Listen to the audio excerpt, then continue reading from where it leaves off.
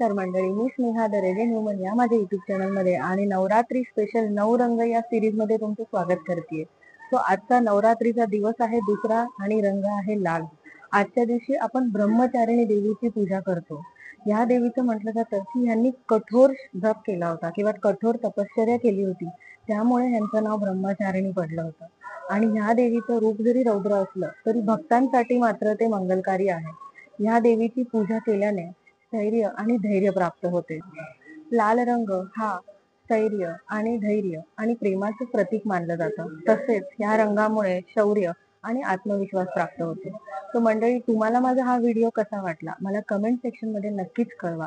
तोपर्यंत भेटूया आपण माझ्या पुढच्या व्हिडिओमध्ये। नवरात्रीच्या खूप खूप शुभेच्छा।